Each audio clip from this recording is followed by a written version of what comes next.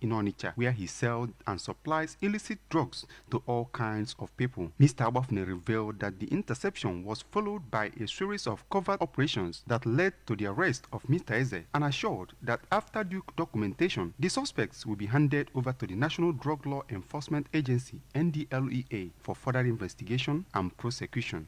Being that Ocha Brigade is a vessel for change, we are the last resort task force among the media, ministry department agencies.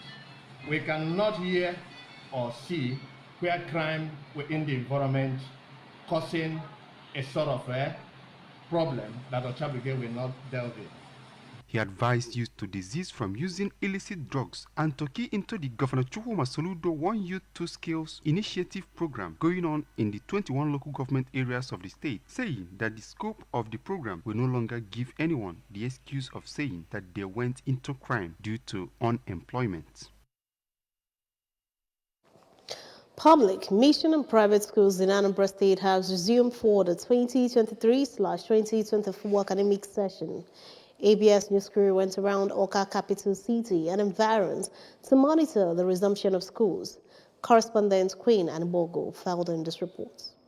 Monitored include Iwebike Grammar School, Gia Secondary School, Capital City Secondary School, Community Primary School, St. Mary's Primary and Secondary Schools, Amife, Ezenato National and Atoeze Primary Schools, all in Awka, among others. When ABS News crew arrived to school, many of the staff were on ground for the business of the day, but students and pupils were very few in number in some of the schools, while in some no students or pupils were seen. In some of the schools, pupils and students were in attendance. They were seen clearing and cleaning their surroundings, while in some, students were already having classes. Speaking to the ABS, the principals of the secondary schools visited Mr. Jovita Arazu, Mrs. Amaka Nnekwe, Dr. Ndidi Okeke, and Professor Aike Mora, attributed the low students' attendance to phobia of the Monday sit at home, which is gradually phasing out. They affirmed that they and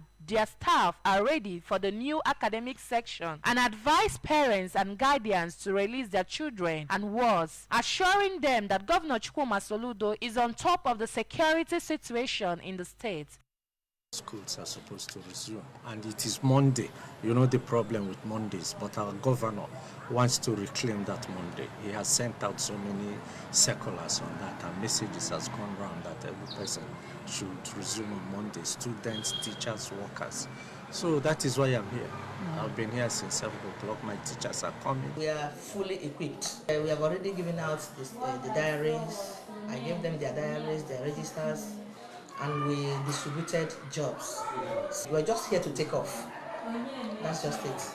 We are ready. Okay. For Mrs. Chinenye Agu of Ezenato National Primary School, Awka, pupils who refuse to come to school on Mondays will not find it funny with her. We are not the one that will bring them to school, but we will still tell the parents to make sure they are coming on Mondays. Okay. But we will start punishing them now. Anybody that did not come on Monday, on Tuesday, we ask the person to do one punishment or the other so that it will make them to come to school on Mondays. It was gathered that the schools are going to have corridor or resumption tests tomorrow. One Chinedu Ezudo, a native of Ndipa village, is in our community in Awka South local government area of Anambra State, has been arrested for allegedly leaking, blackmailing, and selling of a nude video of a young woman. According to the victim, she lost her memory card in March 2023, but was chatted up by Chinedu in the month of June, requesting for a huge amount of money in order not to leak the nude videos. Upon her refusal to pay, the suspect Chinedu threatened to post the video on all social media handles, but was confronted by the husband of the victim and asked him to delete the video without knowing that he had already duplicated it. The suspect, after the confrontation by his relative, who is the husband of the victim, went ahead to release the video on Facebook, WhatsApp, and other social media platforms, including selling the video at a price of 3,000 naira and above in order to make money. When the incident was reported to the Office of the Commissioner for Women and Social Welfare, Anambra State, by the victim, accompanied by Honorable A.G.K. Okechukwu, representing Anocha 2 at the State House of Assembly, who also played a big role in assisting the commissioner with the case. The suspect was quickly arrested by the Anambra State Police Command. The suspect, who is currently at the police custody, is said to be in his 20s and will be arraigned before the Children's Sexual and Gender-Based Violence Court in Awka. Still to come on the news tonight, Minister of Works, Engineer Omai, calls for the construction of concrete roads. At least 20 mine workers killed in South Africa. Governor Chukwuma Soludo has called for a total turnaround maintenance of the Anambra State economy and promotion of Koibo values. Let's give him maximum support for the task ahead. The news returns after now. Stay tuned. These high-quality Quaker oats. Delicious in taste, good source of fiber and energy. There is no denying. Quaker Oats is an amazing start to your day. Quaker Oats, goodness that lasts.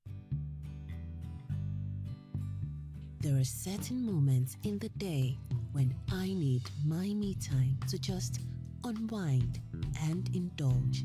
Now available in 30 grams and 450 grams. Look at these high-quality Quaker Oats. Delicious in taste, good source of fiber and energy. There is no denying. Quaker Oats is an amazing start to your day. Quaker Oats, goodness that lasts. Want to know what's coming, guys? The free beach ball! I guess I'd better start again. Oh, here we go, everybody. Free beach ball! Yes, guys, there's a free beach ball in every carton of Capri Sun. Get a carton, get a ball. It's time to play some more. Way! Capri Sun, the taste of fun. There are certain moments in the day when I need my me time to just unwind and indulge. Now available in 30 grams and 450 grams. Look at these high-quality Quaker Oats. Delicious in taste, good source of fiber and energy. There is no denying. Quaker Oats is an amazing start to your day. Quaker Oats, goodness that lasts. My son has always dreamt of being in the spotlight. That's why I give him Bornvita for everyday vitality that gives him the strength to pursue his dreams. Bornvita, strength to dream. Look at these high-quality Quaker Oats. Delicious in taste, good source of fiber and energy. There is no denying. Quaker Oats is an amazing start to your day. Quaker Oats, goodness that. You're welcome back to the news. Amidst the lingering disagreements between the Minister of Works, David Umai, and road contractors about the plan to dump asphalt for concrete roads, the minister says it has briefed President Bola Tinubu on the developments. As a result, Umai told State House correspondents he would fight contractors on the issue, saying that he believed that concrete-made roads will last longer than asphalt roads. Road contractors have argued that the cost of changing from asphalt to concrete technology, as well as the cost of importing heavy-duty road equipment for the new technology, may be too high for the government to shoulder at the moment. As a result, road construction firms advised the government to set a time frame for the shift from asphalt to concrete technology. The contractors had protested against the directive, describing the move by Umai as an alleged breach of contract that could lead to huge losses on the part of the government. The chairman, Revenue Mobilization, Allocation and Fiscal Commission, Muhammad Shehu, RMAFC, says Nigerians must endeavor to pay their taxes to boost government revenue and improve service delivery. This is as the RMAFC boss noted that less than 40 million Nigerians are presently captured in a tax net and paying taxes. Shehu, in an interview, also clarified that political office holders in Nigeria did not earn outrageous emoluments as speculated by Nigerians. The RMAFC boss also hinted that the commission developed software to enhance transparency in revenue generation and sharing among the three tiers of government. He commended the idea of a tax reform committee recently set up by President Bola Tinubu. He said that the committee would do a lot to include economic players of the informal sector in the tax nets. At least 20 people, mostly mine workers, were killed in South Africa's Limpopo province after a bus they were traveling in erupted in flames following a head-on collision with a truck, according to the state media. The Limpopo Transport Department said that 20 people were confirmed dead on the scene, while 2 others died at the hospital. It is not immediately known how many people were on the bus and if there were any survivors.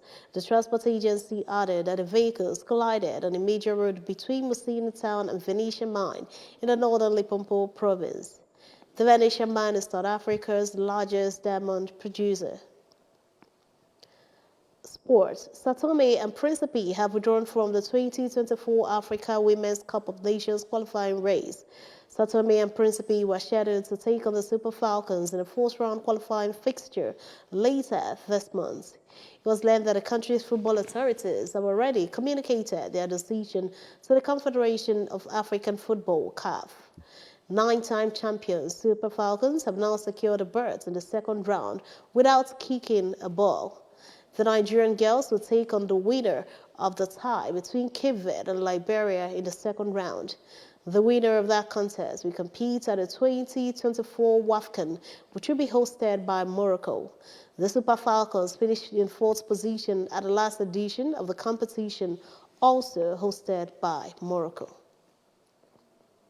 The founder, Ugomota Foundation, Professor Francis Okafor, has led family members, friends and well-wishers to mourn his son-in-law, the late Dr. Robert Ugochukwu Onyebunne, who was aged 58. Dr. Onyebunne was buried at his country home in Umwebili village, Ola Ekulobia, in Agwata local government area until his death was the chief medical officer, United Nations Support Office, also in Somalia. Our correspondent David Mokwasali has the rest of the story.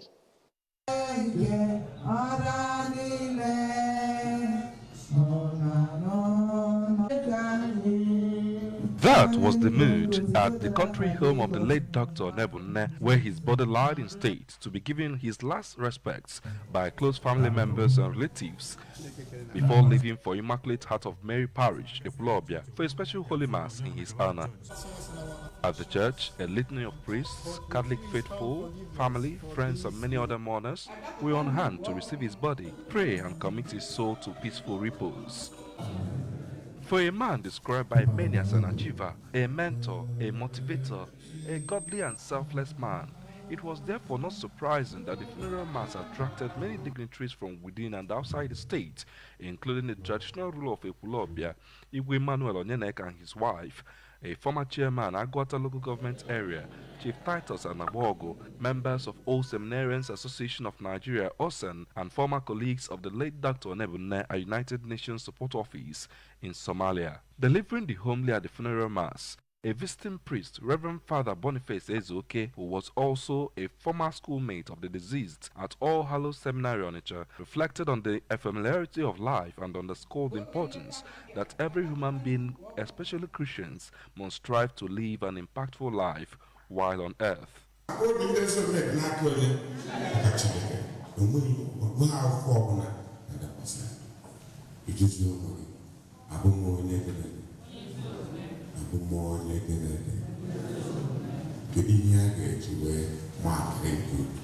Roberts was a very cool and calculated person. Somebody who puts in every effort in his profession, caring for the sick, curing the sick. In many countries, the last country was Somalia back on Oyawe Bido. If humility were a human being, then that person was my husband. Very hardworking, you know. Extremely humble. I remember him making the was it pounded yam or something like that? It was yam porridge. And I think fondly to it because I remember my dad as someone who was a very good caregiver. When I was sick, he took care of me. I also remember when I had very bad malaria and he patted me down with warm cloths and he gave me medicine. I remember mixing Fanta with fresh medicine. Other mourners, including Professor Lawrence Okoro, who led the delegation of the United Nations Support Office Somalia to the burial ceremony, and the former mayor of Agwata local government area, Chief Anabogo, said the deceased was a peace builder whose achievements will outlive him. An elder brother to the deceased, Mr. Joseph Onebunne, who gave the vote of thanks on behalf of the Onebunne family, said he is proud to identify with the late Dr. Onebunne, who gave his life to improve the quality of other people's lives, and pray that the good Lord will accept his soul into his bosom. From Epulo.